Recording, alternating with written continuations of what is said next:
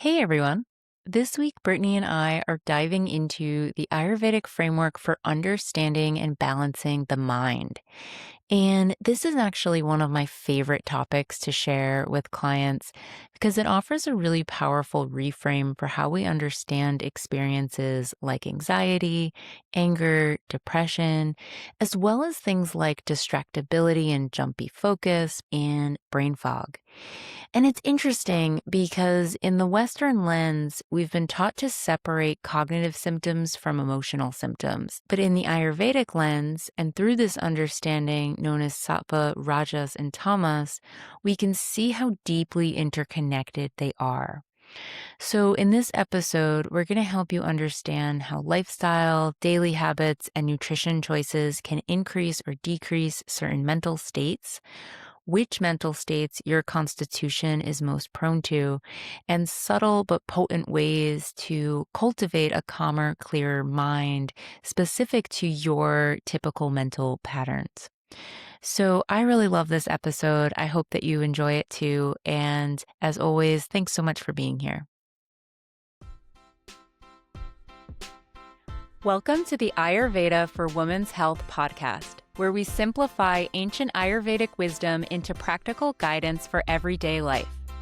Between the overwhelming wellness trends, quick fixes, and conflicting health advice out there, we return to a science that has been around for thousands of years.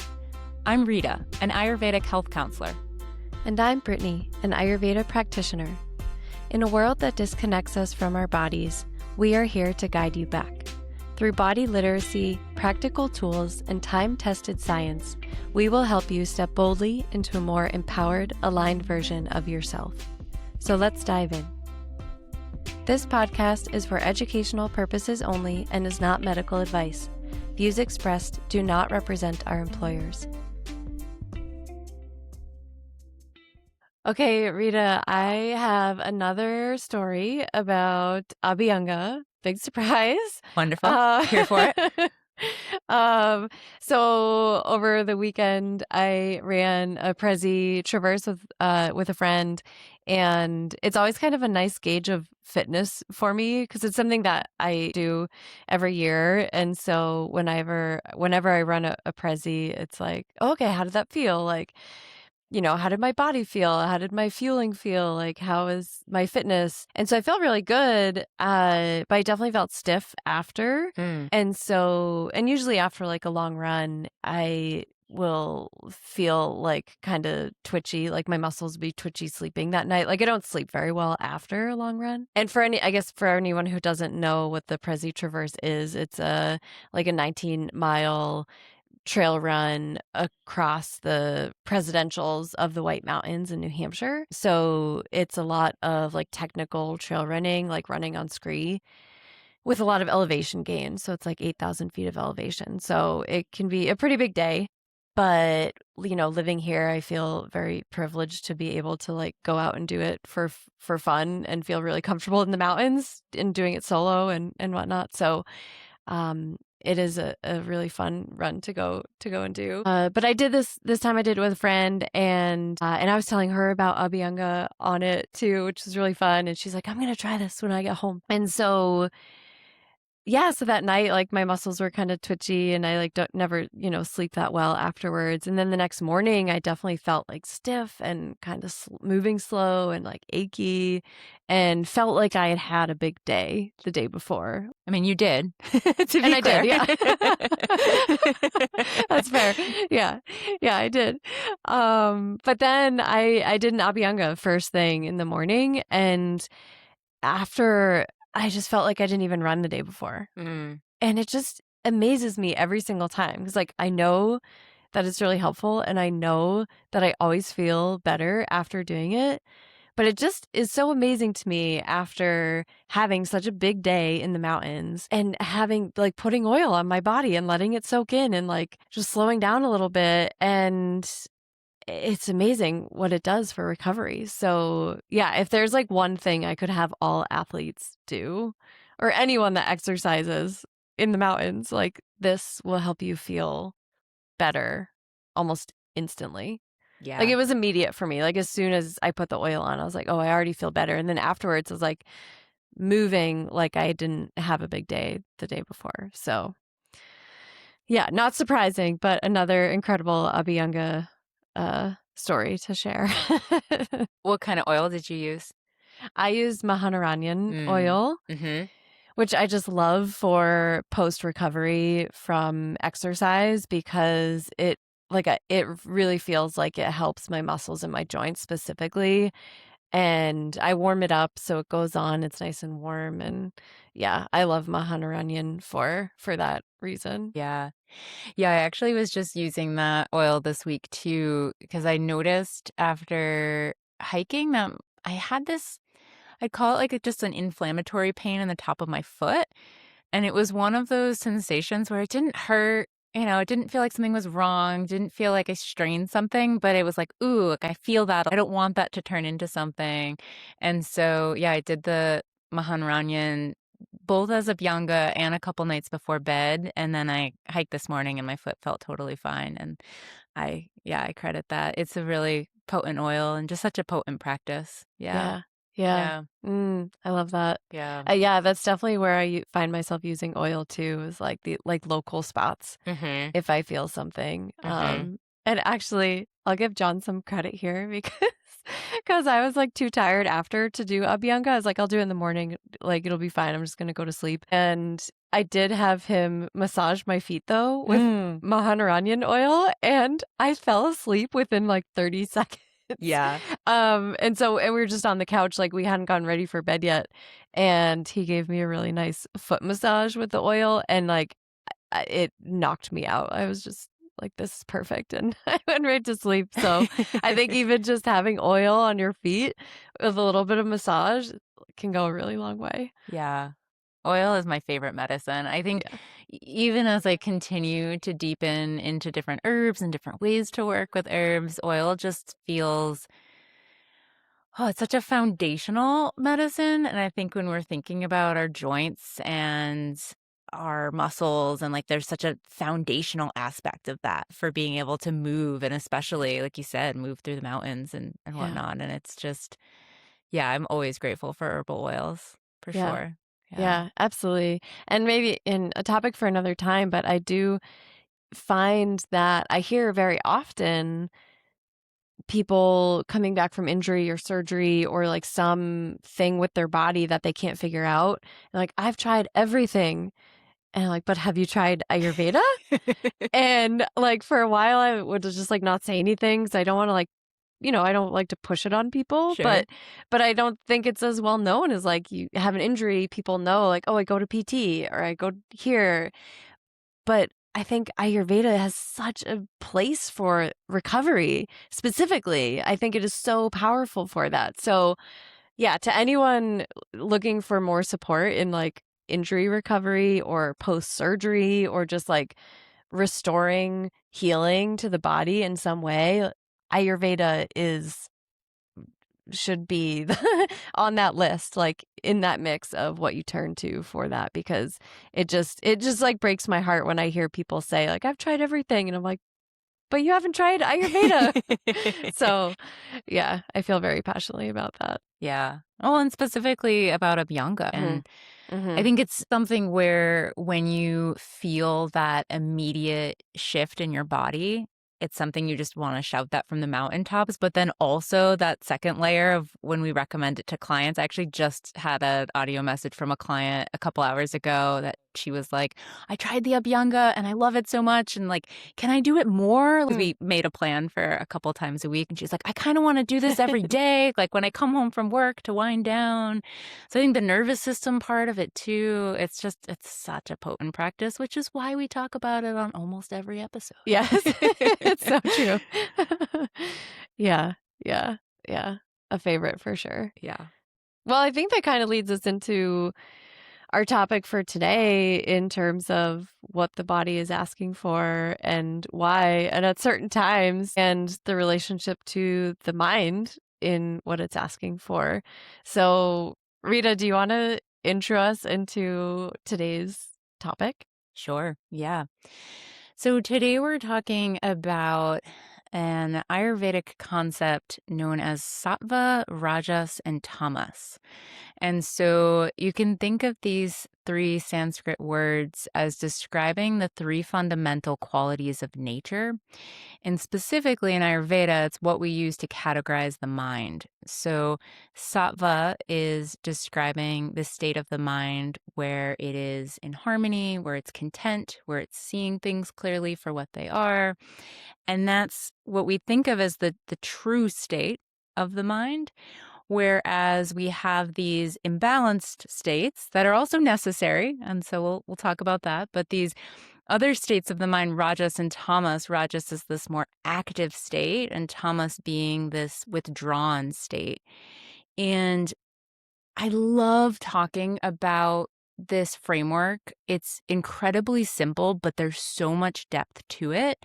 And I think it offers support for understanding the states of the mind, especially in Western culture, and how, well, first off, there's a lot of stigmatizing that happens when we're talking about mental health, and a lot of pathologizing in the sense that we're looking at these certain symptoms and, oh, this matches this diagnosis. Where in Ayurveda, I've come to understand the mind through this framework as a spectrum. And we have sattva, this clarity, this content, this blissful state of the mind in the center. And then we have rajas and tamas on either side.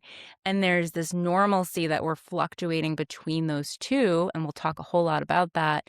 And then if we go too far on either end of the spectrum, then that can get into what we think of as pathology.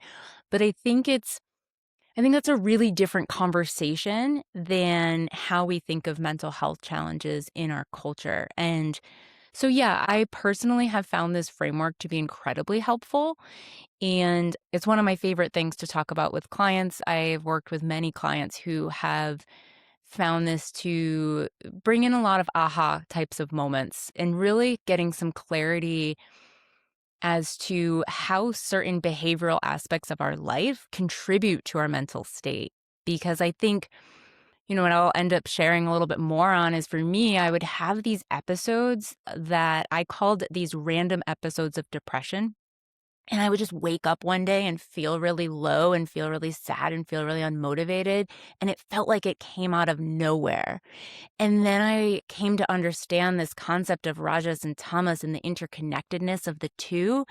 And it made so much sense. And it's completely changed so many aspects of my mental health. So I'm really passionate about this topic. I'm really glad that we're adding it to our conversations and to our community here.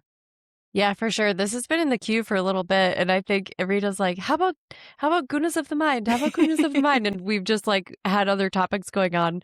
So I'm glad that we're getting to this too, because I think it is a really powerful philosophy to understand, and I think that Ayurveda really explains it very well in such a digestible way that makes a lot of sense to how we think about how our mind works. And without having to get too into the weeds with it, I think it adds a lot of validation for what people experience, and from what we've heard from clients and just heard from even just hearing people talk about how they feel. So, yeah, I think it's a great place to begin to understand this other area of Ayurveda that is looking at the mind, because Mm. like a lot of the other topics, we look at the body and we look at food, and there's all these other elements, but this one is really powerful because it is connected to all of these other aspects of health that it gives a perspective that we're not used to hearing. And I think what I've observed in being in this role as a practitioner is hearing a lot of people identify with these emotional imbalances of like that's attached to them as who they are as a person. And I think that this framework actually allows us to like observe what we're feeling without having it be our identity. And what we'll talk through more in detail about these three different areas is how we can observe or become aware of when they're happening and be able to apply the principle we talk about very often, is that opposites create balance. And so we can apply that to this conversation as well. So yeah, I'm excited to dive into this further. Yeah. Yeah, me too. And I completely agree with what you're saying. And I'll just add to that that I think when people are identifying with those labels, because at one point I was someone who identified with some different labels of the mind, and it felt really validating to do that. And I think that can be a source of support for people sometimes. But I find again in this Western culture, it's like we're identifying with it, and that gives us that level of not feeling alone, like, "Oh, this is what this is." But I think what we're offering or, this isn't Brittany and I coming up with this, what Ayurveda is offering is that it's really this spectrum and that the mind changes and the mind fluctuates. And it's part of the human experience to have these different experiences in the mind, these episodes of anxiety, these episodes of depression. And we can get ourselves into situations where we're really wired to experience certain patterns more intensely and more profoundly and more frequently. And that still is something that we can work with.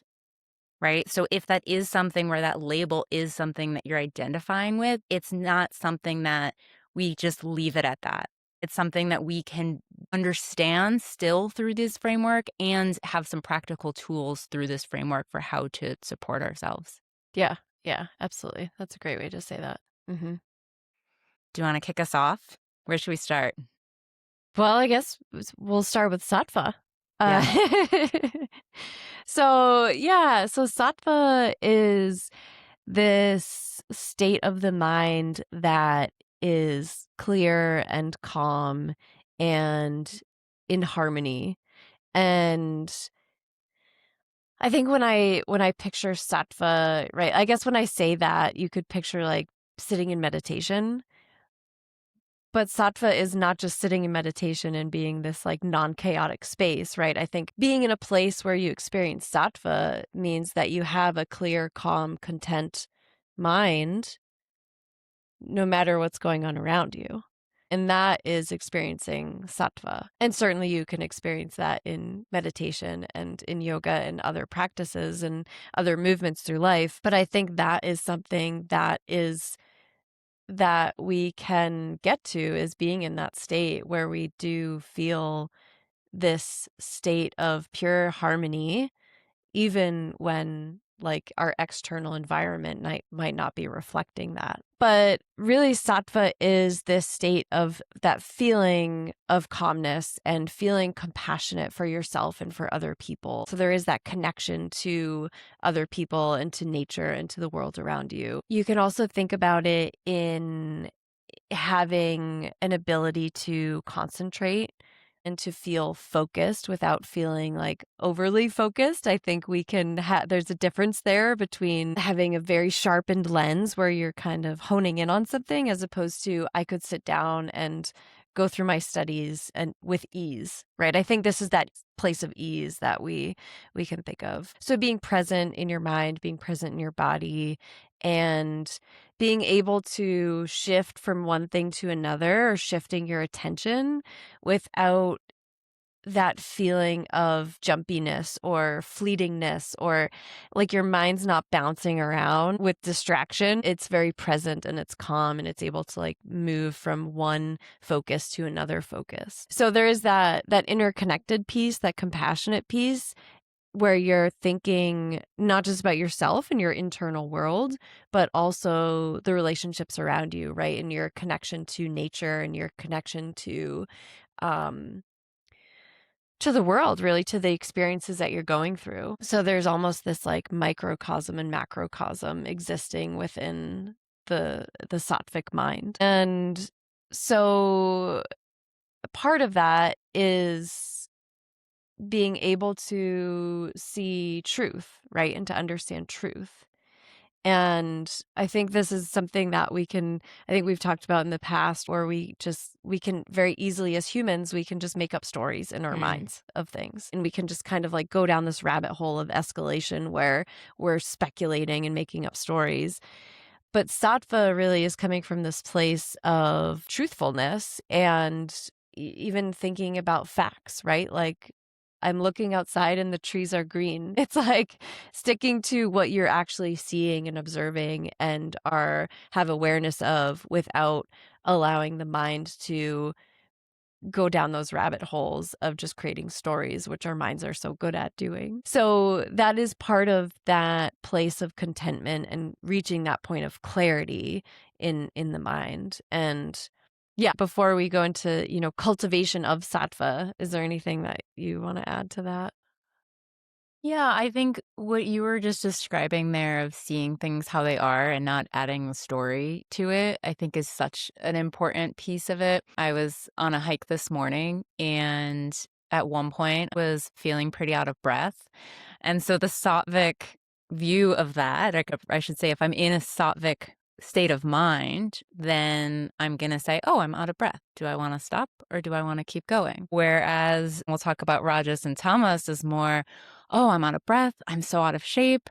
I used to be able to hike this trail without difficulty, right? So that's that difference of seeing things how they are, of just being in that present moment without that judgy voice or that, like you said, story creating voice. That is the mind's role. And as we'll talk about here, we're not trying to eliminate that, but have that relationship with it where, like you said, we're stepping outside the mind a bit more and can recognize when we are telling those stories. But yeah, I think of sattva, it's definitely what I feel the most when I'm hiking. I also think of it when you're in that really heartfelt conversation with a friend and you just have that feeling of love and contentment and happiness. That's what comes to mind. I think that piece you were saying of the interconnectedness is a really important aspect of feeling sattvic. Yeah. Mhm. Yeah, I think it's a practice, right? It Mm, really is a practice. And starting with that awareness of your mind can exist in that place, even if life is fluctuating. And I think that's really the practice, right? Because that's hard. It's so really hard. hard to do because the mind is very dynamic in how it moves and responds, and our bodies are moving and responding to what we're experiencing. And so part of what Ayurveda teaches is that we can also observe what's happening without reacting to it. And I feel like that's part of what I think of when I think of sattva. And I'm still practicing that, right? Because it's so easy, especially as a pitta person, it can be very easy to like get my fire going. And it's reminding myself, oh wait, I don't have to be fiery here, right? I can like keep it in this place of calmness. Yeah. Yeah, I'm with you. I think a lot of my Ayurvedic practices, like digestion and nutrition and morning routines and evening routines, this many years into practicing Ayurveda, like 10 years now, those have become such low lifts and those become very habitual. I mean, they weren't at first, but at this point they are. But this, working with the mind, working with having that awareness and slowing down and pacing, and this is a practice that I has been very much in the forefront of my intentions lately, and I just recognize that this will become more habitual, but it's something that I think, like you said, the mind fluctuates. That's what it's meant to do. So this is a lifelong practice for sure. Yeah, and because the mind's also not supposed to be in sattva all the time. Right. And I think that's an important piece of this where it's not like you need to set out to achieve sattva and you'll be good to go. Yeah. It's right. It's like our mind is going to fluctuate. And we'll talk about the other gunas, right? The rajas and tamas. But there are these times that we'll talk about when like rajas is necessary and tamas is necessary because it is all interconnected. And that's the whole point is that we're interconnected. Whereas if we just were in sattva all the time, we could be in the state of almost like there's like too much bliss, right? And if we move with too much bliss, then we also kind of miss out on action or we miss out on rest. We're kind of in that middle state of harmony. I don't know. Is that making sense how I'm describing it? It does, and I think I would just say it slightly differently that it's it's part of the human experience that we can't be in sattva all the time. We need to be more active in our minds to get things done and create things. We need to be able to slow down the mind to rest and sleep. But I think it's an important call out that the goal here, when we talk about cultivating sattva as a practice, I think of that as we're touching down in sattva as frequently as we can with the expectation that that is going to be relatively fleeting. And that is Hmm. something that we're going to end up back in those other ends of the spectrum and then touch down again in the middle and then end up back in the other ends of the spectrum. So, yeah, Yeah, I like that yeah, way of saying it. Yeah, yeah. for sure. Well, yeah, and so some of the ways that we would cultivate sattva, if we're thinking about connection, we're spending time in nature.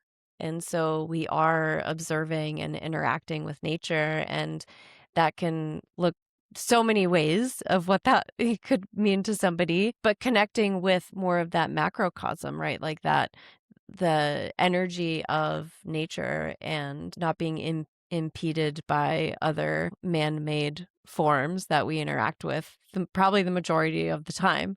So yeah, spending time in nature, crafting and art and working with your hands, right? There is that connection piece, especially if you're like woodworking or like working with natural tools or yarn from wool from the sheep, right? Like there's this other connection to nature amongst that while also creating and utilizing your mind in that way. And conscious conversation. So think about anytime you're having a conversation, you're already thinking about how to answer someone or like say the next thing Mm, without actually listening to what someone is saying to you. So hard to do. so hard. Yeah. So that like conscious piece of being in conversation with somebody or even with yourself. To your point, Rita, like you're saying, it's so easy for us to have that negative self talk of, oh, but I've been better at this before. Oh, I've done this before. Why am I like this? But that really, that conscious piece of where am I in this moment? And like, what is my truth in this moment? And then, volunteer and service work is a big piece too, especially for pittas, I'll say, right? Like kind of cooling that fire and having compassion and sharing compassion with other people is a way that we can cultivate sattva because we are tapping into that area of the mind that responds to that type of connection. And again, meditation and yoga can cultivate that as well. Yeah. Yeah. And on one end of that spectrum, next to sattva, we have rajas. And so rajas is what we think of as that active state of the mind, because like we were saying, in order to create change in your life and the world, we have to have that drive, those thoughts, those actions, those passions. And so anytime we're thinking, we're doing, we're in this active state, we're planning, we're organizing, that is considered rajas. And in excess, when we're doing a whole lot of planning and doing and so on, that can start to look like hyper focus or perseveration, like you're really hyper fixated on something. There can be a restlessness there, it can be anxiety, jumpy focus, urgency, intensity, competitiveness, perfectionism, irritability, anger. So there's lots of different emotions that we can think of on this spectrum that, interestingly, Ayurveda groups that all in under rajas and calls that, well, we're in this active state of the mind. And what I think can also happen when we, again, have these rajasic patterns that deepen and deepen throughout time, we can make really rash decisions because there's this like intensity and quick urgency. We can end up with more of a self-serving attitude in some cases. Workaholism can be a part of that. There can be this pattern of being overly critical. So, I come to think of it that there's a common expression to bring in a little bit of modern science, this expression that neurons that fire together, wire together. And so, really, what I think of is when these certain patterns become such an ingrained part of our day, it just becomes stronger and stronger, and we can find ourselves further and further down that rajasic part of the spectrum, is how I've come to think about that. And yeah, I know for me, it almost starts to feel like a torpedo. Once things start getting really rajasic, I get kind of sucked up into it. And it's really hard to slow down and really hard to step away from that pace. And I'll find, because like there's certain situations in life where you have to have a lot of that rajas, right? Like I'm thinking of, I've worked in hospitals for a very long time, and there's certain days where the caseload's high. I got to get my documentation done. Like I have to work at a certain speed and multitask in order to get the patient seen, to get myself out the door on time. But then what I find is that quick multitasking pace almost becomes an addiction. It becomes just the pace that I want to move at, even if it's an open day the next day and I can go slow and I can pace myself. It gets that much harder to do that when we have those experiences that, again, wire us to move at a certain way. And so, yeah, we'll talk about this practice of having these pauses and these touchdowns and ways to break us out of what I think of as that rajasic torpedo. I think it's a great way to describe it, and I've been noticing that too in my own life in certain ways, and it really is that. It's really fascinating to feel like you're kind of in this spiral of, I'm really moving at a fast pace, I'm really overstimulated, and I want more of that. And I'm like, why do I want more of this right now? I need rest, but my mind is like, no, keep doing things. Like, check your email, check your phone, check your work stuff, like, log back on. And I'm like, I need a break, right? But I notice my body is like, no, just have more, have more, have more. And my mind needed to say, no, no, we create balance with the opposite here, right? And we're gonna do that touchdown like you're describing, Rita, like, we're going to touch back down and recenter. Then we're going to take action from a place of calm instead of like adding fuel to the fire, is what it kind of feels like. But yeah, I've felt that many times in my life, and recently too. And it's summer, right? Like it's kind of that summer energy of gotta fit it in. There's kind of this time pressure to make sure we make the most of this summer because this time is precious. And there's like just that go, go, go energy in both life and work and all the things. And it's interesting to observe it. It happened to me the other day. I was just kind of in that spiral of, okay, I finished this thing and now I'm going to jump into the next thing and then I'll jump into the next thing. And I really just need to like, okay, maybe 10 minutes just like closing your eyes would actually be more beneficial here. So it was interesting to observe it. And I've actually had a client that describes that feeling as her hurry sickness. And she would describe it as kind of finishing work. And to your point of how you're describing that work mode, you're like in work mode.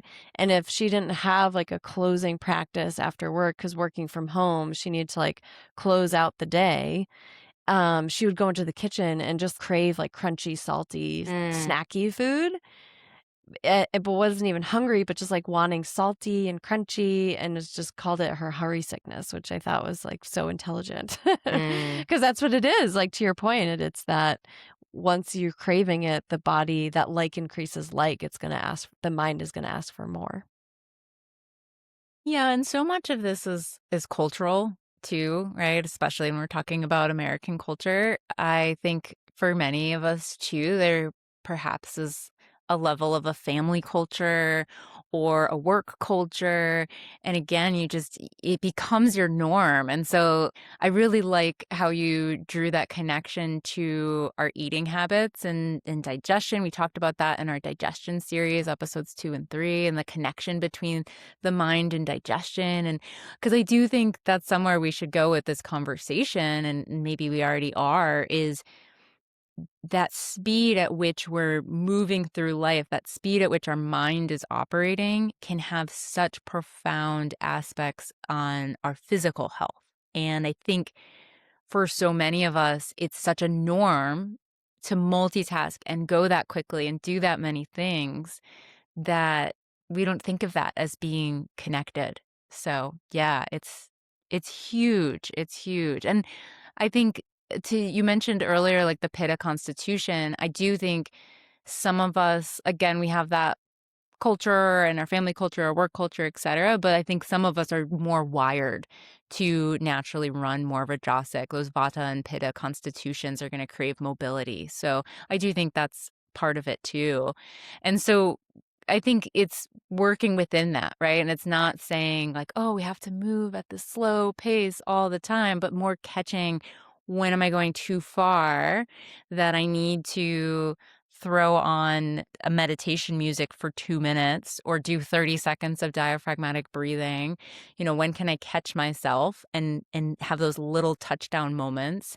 And I think if we're somebody where we know ourselves and we know that's so easy for us to fall into that torpedo of speed, also putting those prophylactic measures in place. So I like to really work with people within their workday. Like when you're walking to the punch clock, when you're walking from, a lot of my clients work in schools, like you're walking from one classroom to the next. Can we do some kind of breathing pattern so that does become habitual and working with the states of the mind? Yeah. Yeah, really good point in integrating it into what you're already doing, right? Into your daily movements where it's not, oh, I have to wait for it to be perfect to meditate for 10 minutes or like longer, right?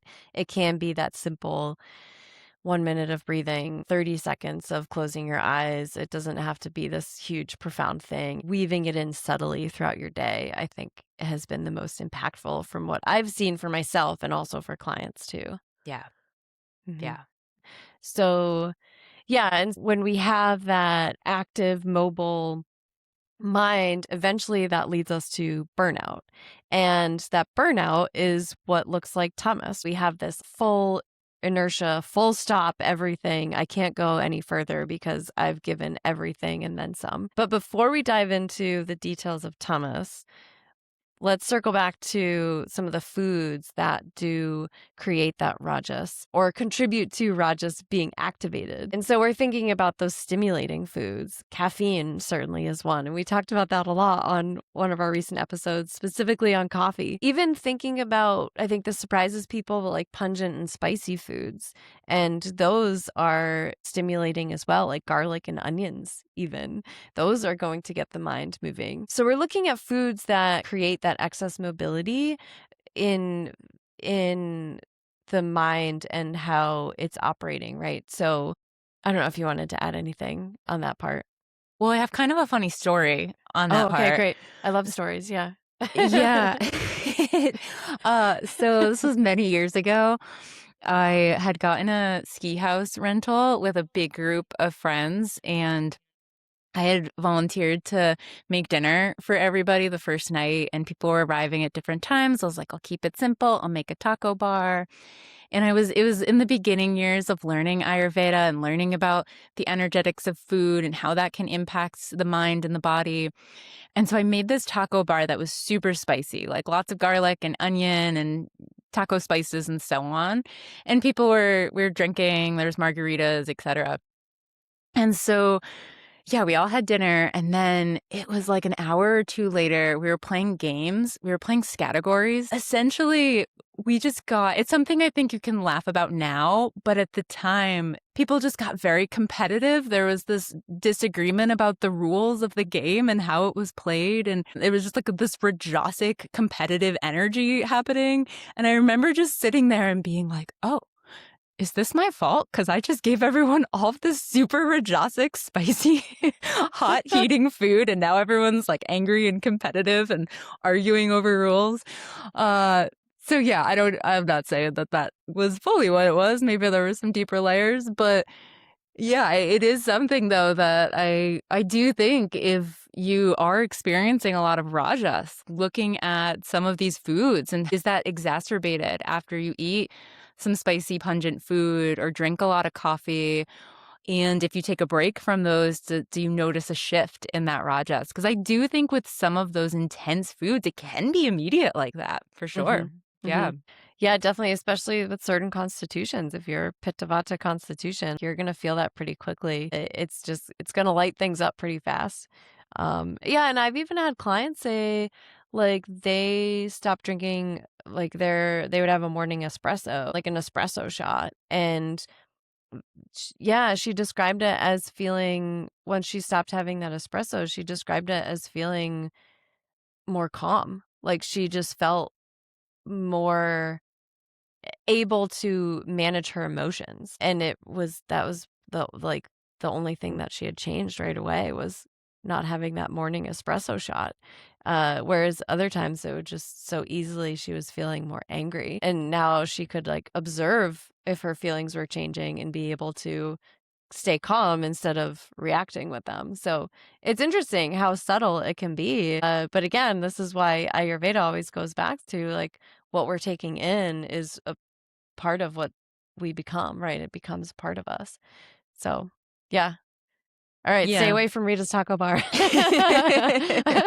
Well, and if you are feeling rajasic, or when you are feeling rajasic, because you're Mm. going to feel rajasic, foods that can be supportive, we can think about sweet fruits and root veggies and soups and stews. So things that are grounding, there's kind of this heaviness to it, especially if you're in more of that anxious rajas feeling. And then if there's some intensity and competitiveness and anger there, we think about that being the fire aspect. Then we want to bring in those sweeter, cooling foods. So, yeah, I think that can go a long way. Yeah. Yeah, yeah. Have those sweet potatoes in the Mm. tacos. Yeah, there you go. Yeah, yeah. Maybe just do like cumin Yeah, instead of the chili, right? Yeah. yeah. Get that cilantro in there. Yeah, there you go.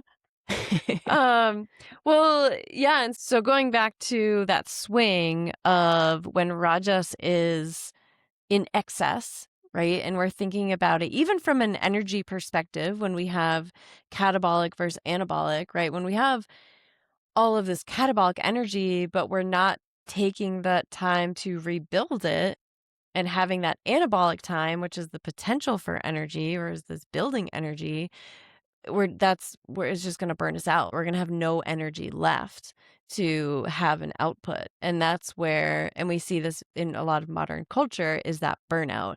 And so when we're thinking about Tamas, Tamas is this opposite of Rajas, where it is viewed as inertia and it's dullness and it's slowness. And it is this opportunity to rebuild, right? And to like regenerate yourself.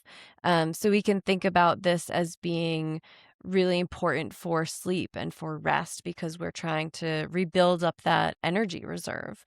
So Thomas is very important in a very different way. And so we need that slow down and that reset, which again is different than sattva, right? Sattva is this like contentment and clarity space where tamas is this is heavier, right? I think of sattva as being a little bit more lighter in feeling, where tamas is heavy, it's restful, it's deep. But in excess, when we experience that in excess in the mind, we can see lethargy and we can experience indifference and we can withdraw. We can like really turn inward, part of that depression feeling that we can see, and this numbness. So we are seeing that disconnection from yourself or from others or from the world.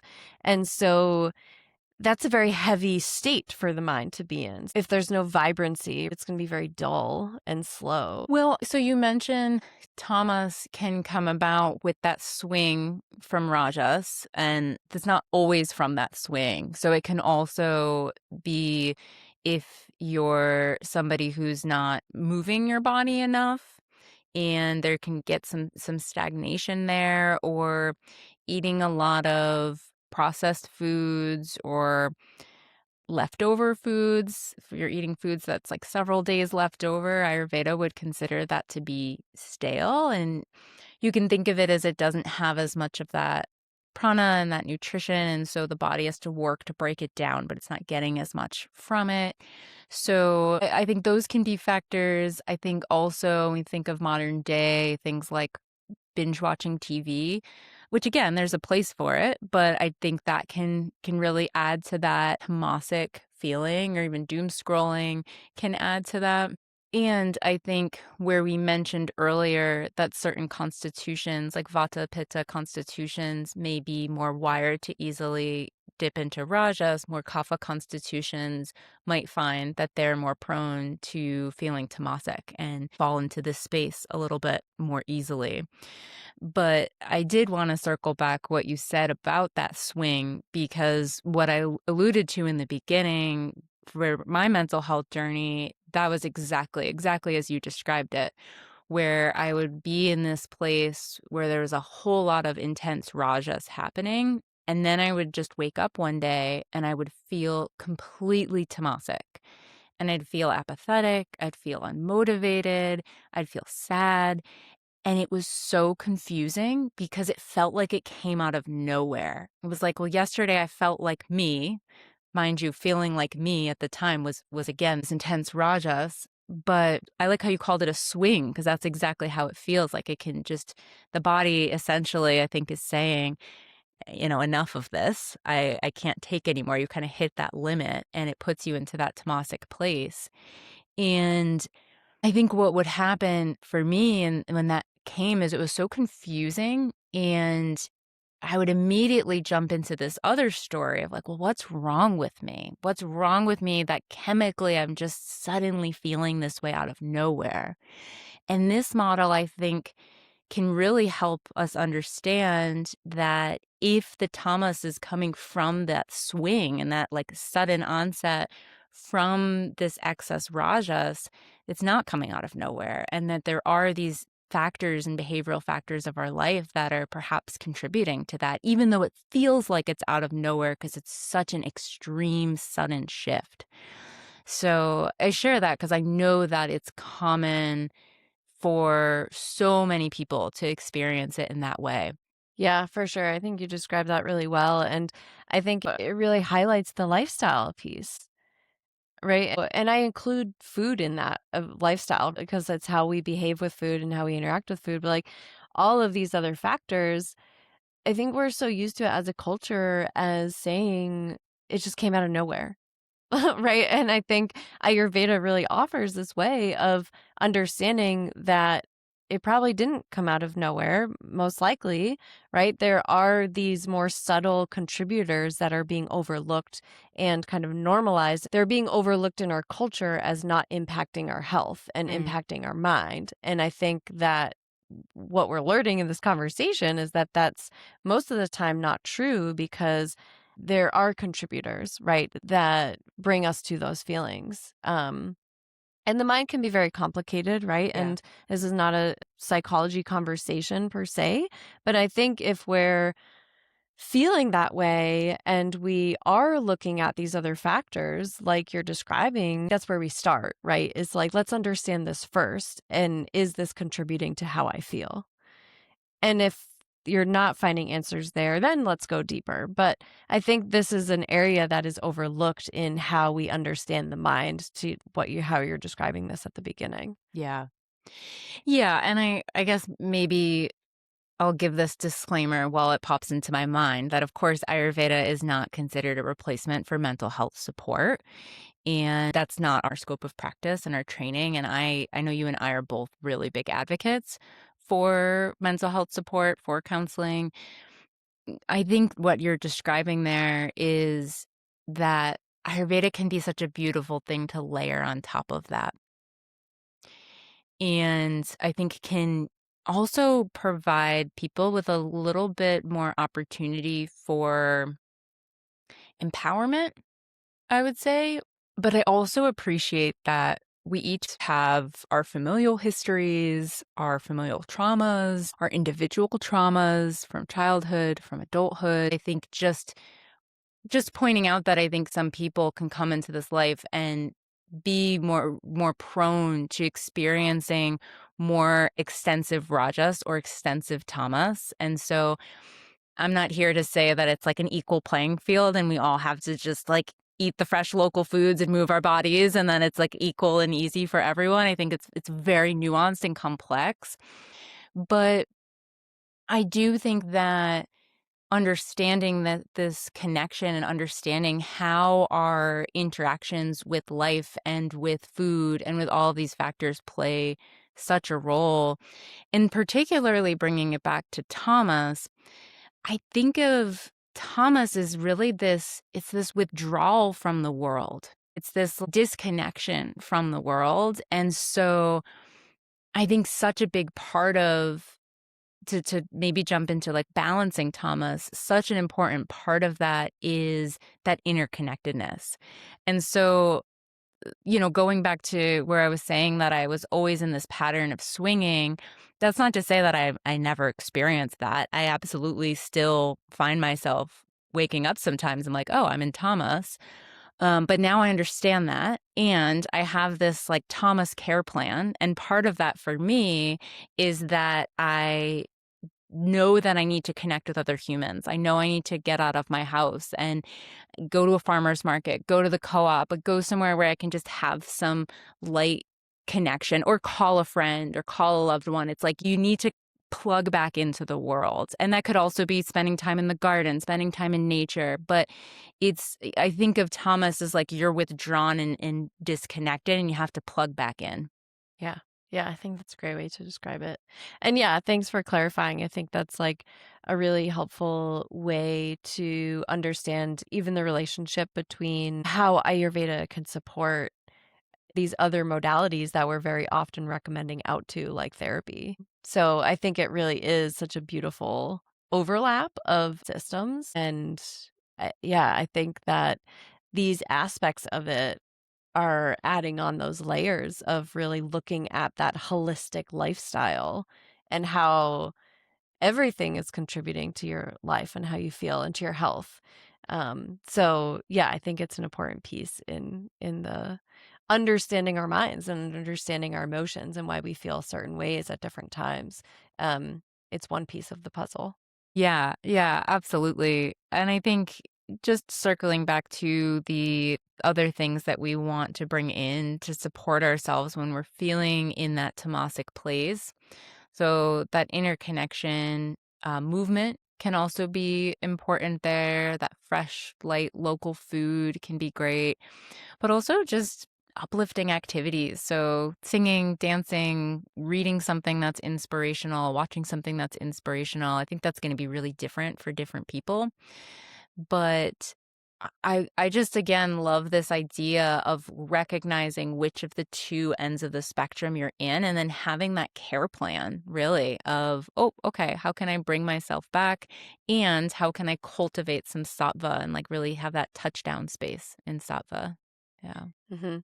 Yeah, and that could just look different for so many people, right? Where if you really enjoy singing, then do that. If you enjoy dancing, then do that. I think the hard piece is just that initial recognition of where you're at and not allowing your like that's where you start to make that choice, right? Like, okay, I'm going to choose to stay in this state or I'm going to choose to move in this other direction.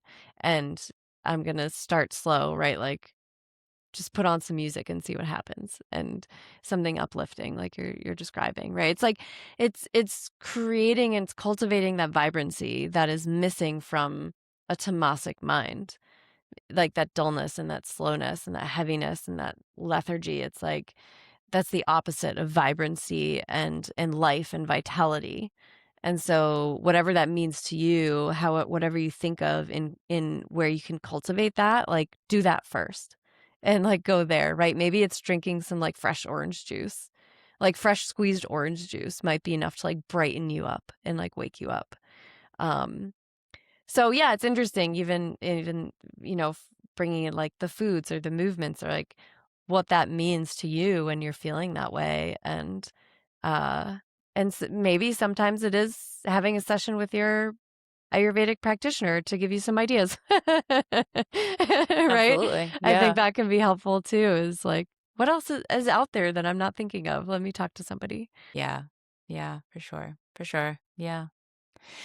Well, the other thing that I did want to share on this topic that I find incredibly fascinating is I read an article by Dr. John Douillard. who he just does such an incredible job at connecting Ayurveda to modern research and how we understand the body in a modern research lens. And he was talking about this comparison of sattva, rajas, and tamas with our hormones and neurotransmitters. So sattva, again, this like clear content piece, he was connecting that to oxytocin. So oxytocin gives you that feeling of love, of joy, of contentment, but it's not connected to a reward. Whereas Rajas and Tamas, he connects to dopamine, which is this very reward connected neurotransmitter and hormone. And so it's interesting because all of those rajasic behaviors where you're like trying to be productive, you're checking things off the list, you're multitasking, you're scrolling, those those behaviors trigger surges of dopamine. And then just like we're describing, when that's done chronically over a period of time, then the brain's dopamine reward centers decrease and the number of available dopamine receptors decrease. And when that happens, that means you're going to have a reduced interest in things that were at one time rewarding. And, you jump from this pleasure of from being overstimulated and like getting these dopamine hits to this sudden loss of, I'm not interested in doing anything. And that is rajas into tamas. So it's so interesting to connect it to the modern science realm as well. And I just really appreciated that article. We can maybe link that in our show notes. And yeah, I thought that was worth sharing on here.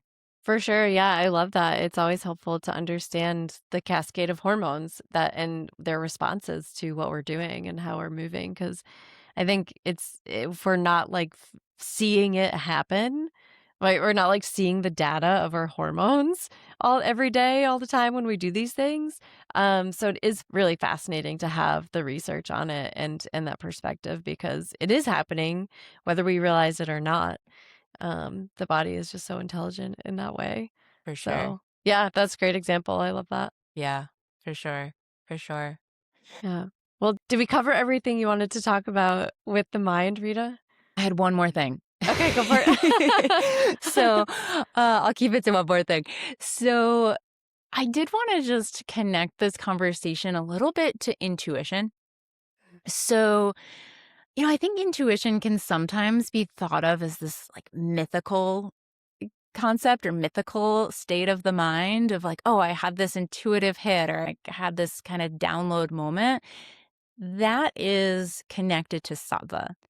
So I've come to think of when we're in a sattvic place, it's almost like we're creating this channel in the mind where we're allowing intuition to flow through. And when we're naturally in rajas or tamas, because that's part of the human experience, it sort of blocks that channel and makes it a little harder. And so I think of that like so often we can experience if we're really trying to work on something and we're heads down, and then we go for a walk in nature and we have that clarity of like, oh, this is what I actually wanted to say, or, this is what I'm feeling drawn to. And so I just think this can be a great framework for I've worked with clients who have said, I'm trying to figure out how to connect with my intuition more and learn how to do that. And I think this framework of cultivating more sattva is really a way to do it. And yeah, I think that it could just really to me that like visualization of the channel being open when we're in sattva, I think is a really cool way to think about it. Mm, mm. Yeah, because these other areas, Rajas and Tamas, and what we've described, it's very easy to stay there and to stay in it. And I think of like a work day, right? And I'm so focused on projects. If I just stay in that mode, I become less and less productive, right? And so those pauses allow me to reconnect and refresh and regroup my mind and my body to come back to the same project with new perspective. Mm, And it sounds similar to what you're describing, right? That's allowing us to bring our true selves to whatever is where we're entering into next, as opposed to staying in this place of over connection or disconnection. We're entering this place of true connection and authentic connection. And I think that's where, it's helpful to have that the touchdowns like you're talking about, right? Like kind of move through them throughout your time. So yeah, it's very fascinating. It's so fascinating. It's so fascinating. Yeah. And a practice, right? I think that's always the landing point with this. It'd be interesting to revisit this topic down the road and yeah. I'm curious. I mean, if others have stories, I'm sure some of what we've shared, people are like, "Oh, I felt that. Oh, I've noticed that for myself."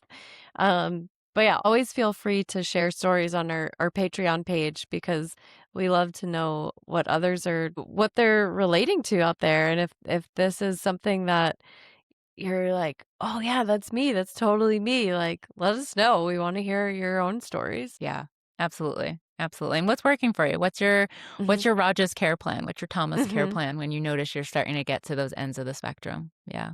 Yeah, love to hear the ideas. Yeah. Great. Cool.